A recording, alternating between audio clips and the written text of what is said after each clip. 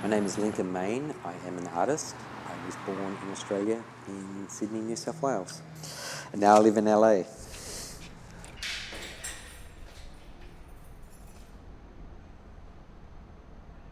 So my parents were artists. You know, art was never considered it was never really talked about much. Like, would you do this as a career or anything? My parents' friends' houses were always fascinating to me because they were all artists as well. And I just clearly remember seeing these objects in these houses and never seeing them anywhere else. And that was fascinating to me because each of these objects were completely unique, and I was unaware that they were art. They were just the objects that were in somebody's house.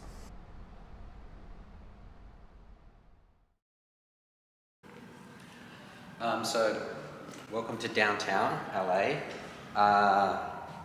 This is my studio, which I've had for about 2 or 3 years now, since the beginning of the pandemic. And we're in the garment district, as you can hear. The sirens going by. Skid Row is like a block and a half that way. The light is gorgeous. Yeah, let me show you what I've been working on at the moment. So I've been working on these, I consider them sculptures that are functional, as opposed, and these here are actually bases, so these actually are open down in here. They're in greenware at the moment. They're a good size. So they'll probably go in the kiln Monday, I think. And then I've been working on the side tables. I developed this clay. It's a super groggy clay. And each one of these is a different table.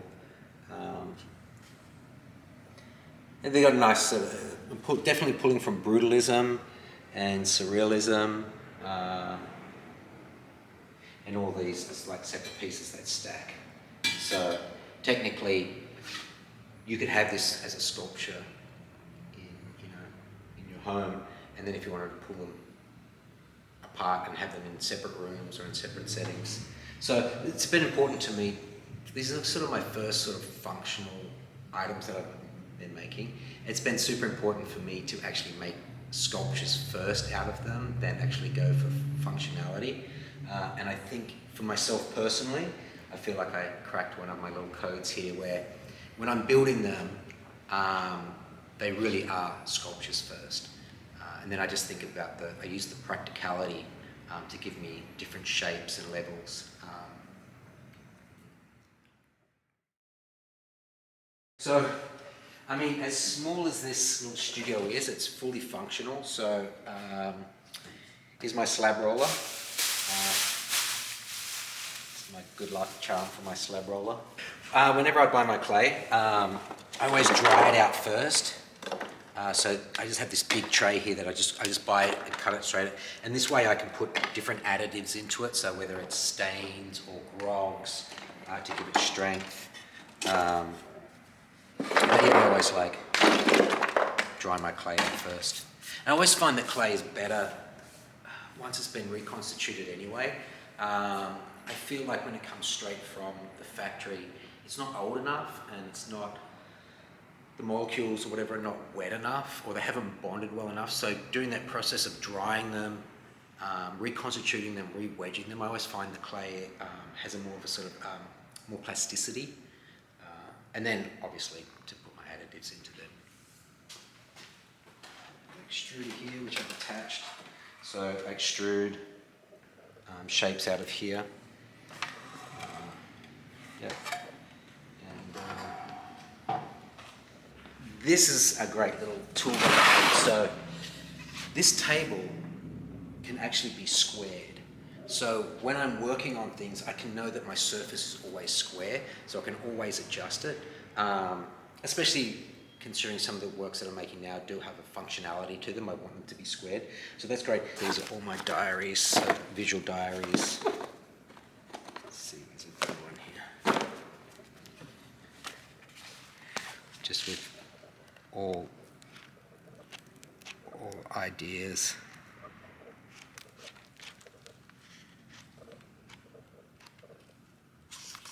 This guy helps me in the studio a lot.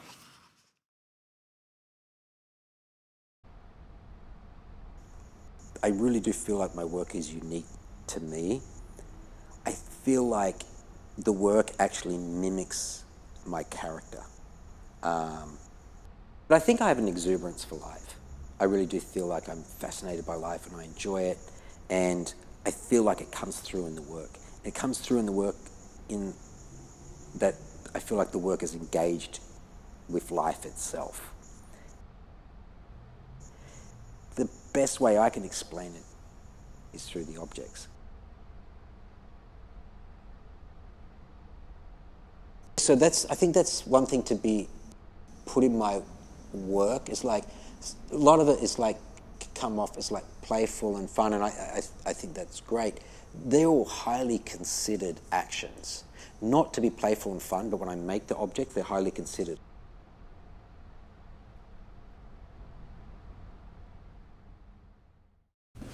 The physicality of creating in clay is paramount to my work.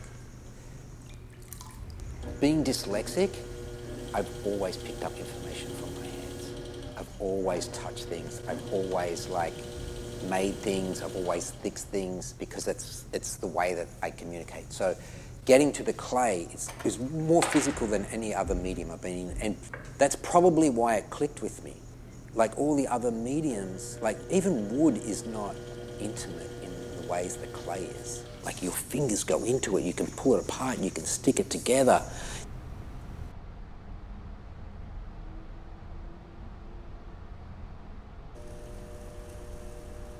There's an intimacy in that medium.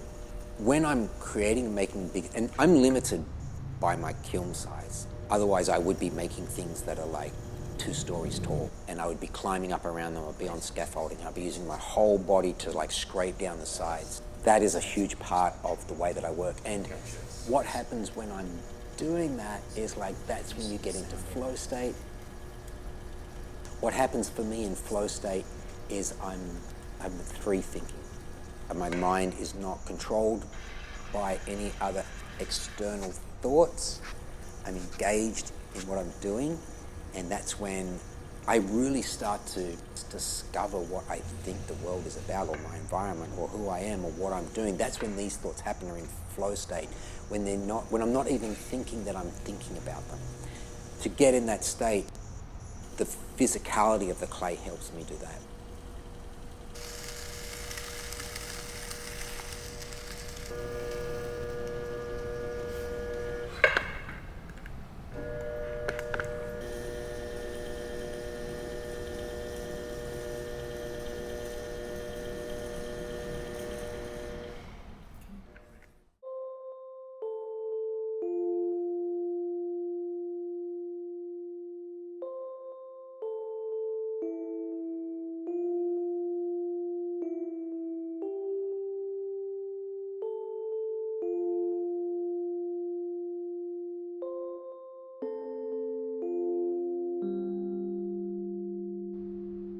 The role of the artist is to bring outside ideas into the mainstream. That's what I think, right?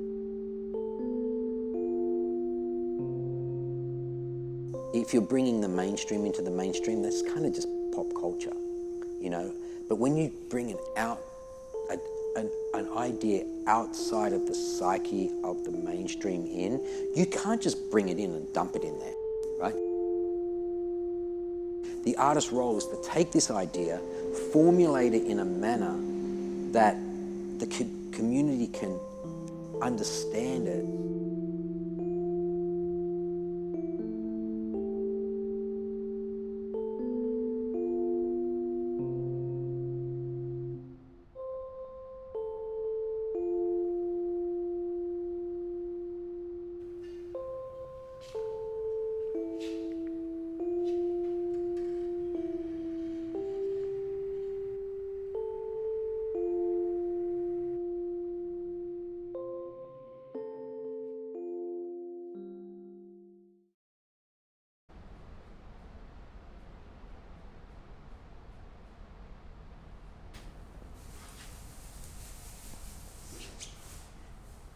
My work is about creating a conversation in the viewer's mind and not dictating what that conversation is. That is the goal of my work. How the work arrives comes from a very complex thought pattern within myself, but I don't let that dictate what the object is, in the sense that I'm not trying to get that message out. You know, people make art for different reasons, and it's like, you know, some people make art to tell you how it is, which is great. Like there's all different types of doing it. Mine is completely ambiguous. Really, my goal is to create a conversation in the viewer's mind. If someone inquires, I will go about it, but I think the object must survive on its own.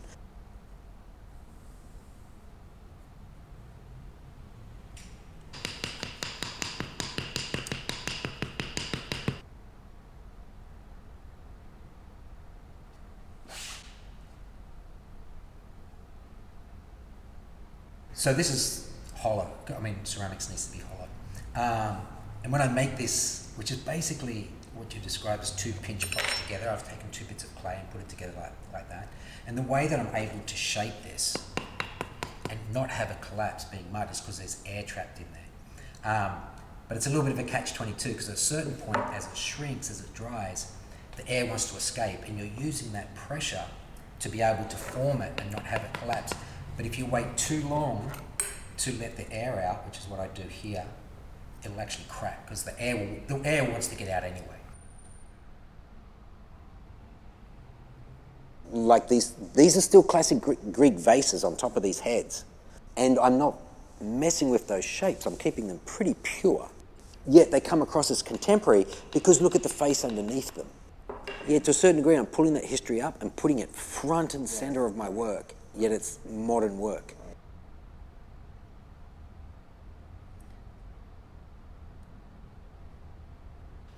This is a dark clay, and I'm just going to put it into the final fire now, which is the high fire. I do cone 6. It'll take about 10 hours to fire and about 10 hours to cool down.